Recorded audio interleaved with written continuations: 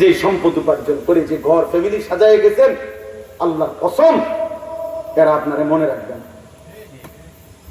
এরা আপনারে মনে রাখবেন।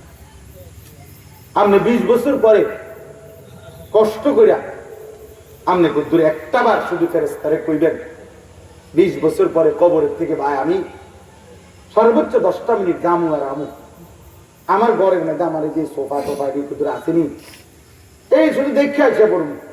তুমি খেয়াল রাখো, তুমি মনে কিছু নিও না, আমি কোনো খানাও খেতাম না, নাস্তাও করতাম না, যামু আর আমু।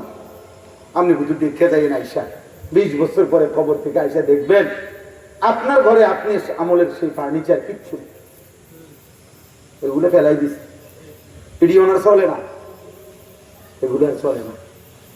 আপন শোন, আমি আমার দাদার মৃত্যুর 12 বছর পরে আমার জ্যাঠারে বলছিলাম, জ্যাঠা আমনে তো দাদার বড় ছেলে, আমার দাদার বিরাট বাড়ি ছিল, জমি ছিল, ফসল ছিল, হালের বলদ ছিল, 12 কানি সম্পত্তি, 160 শতকে আমগো অঞ্চলে এক কানি, আমাগো গ্রামে 160 শতক, বুঝছেন? এমন 12 কানি সম্পত্তি ছিল আমার দাদা।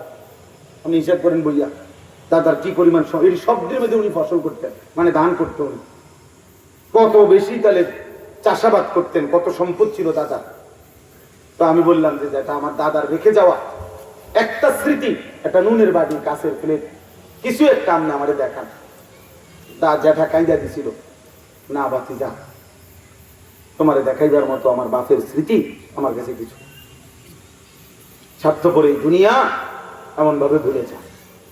ওয়াল বাকিয়াতুস সালিহাত, ওয়াল বাকিয়াতুস সালিহাত, আল্লাহ বলছে বান্দা তোমার সেজদা বাকি থাকবে, তোমার দান, তোমার সাদাকা, তোমার জিকির, তোমার তেলাওয়াত, তোমার হারাম হালাল বেঁচে জীবন চলা, রাত গভীরে তাহাজ্জুদের সেজদা, আমি আল্লাহ তাআলা তোমার প্রতিটা বন্দিগি, প্রতিটা আমল একটা একটা গুণে গুণে আমি আল্লাহ তাআলা 100 শুধু তোমার প্রাপ্যটুকু না, আমার থেকে আরো অতিরিক্ত বাড়িয়ে আমি নিজ হাতে তোমার হাতে তুলে দেব।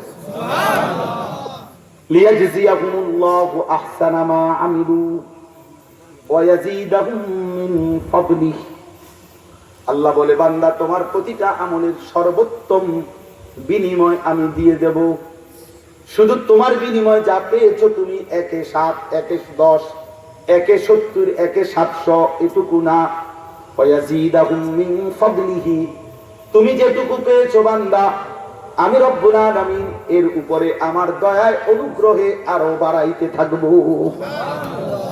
আমার শাইখ আল্লামা মুফতি মুশতাকুন নবী বলেন, তুমি যদি বলো বান্দা আল্লাহ আপনি কতক্ষণ বাড়াইতে থাকবেন, রব্বুল আলামিন বলবেন আমি আছি যতক্ষণ বাড়াবো ততক্ষণ।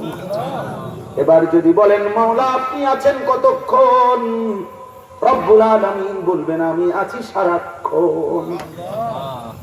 কতক্ষণ? তিনি আছেন কতক্ষণ? আল্লাহ ঘুমায় কখন? আল্লাহ বিশ্রাম করে কখন? ঘুম যায় কখন? তন্দ্রা আসে কখন? অবসর নেই কখন? ভুলে যায় কখন? ভুলে যায় কখন? কালকেও একজনে বলছি যে চাচা উনি একটা বিষয় আমার কাছে আফসোস করছে, আপনি আফসোস করেন, মনে করেন এই মাদ্রাসার জন্য আপনি 50,000 টাকা দিছিলেন, একেবারে প্রয়োজনের মুহূর্তে হতে পারে আজ 5 বছর পরে এই মাদ্রাসার কেউ আপনার নাম আর মনে রাখে নাই, চেনেও না আপনার, বা নামও নেয় না, মনে করেন ধরে নিলেন, অসুবিধাটা কি?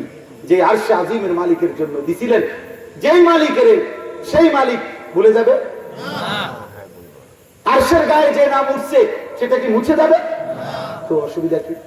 দুনিয়া ভুলে গেলে সমস্যা কি? সওয়াব তো হুজুরে দেয় না, কথা বলেন না কেন? সওয়াব কি মুহতামিম সাহেব নি দেয়? সওয়াব কি ইমাম সাহেব নি দেয়?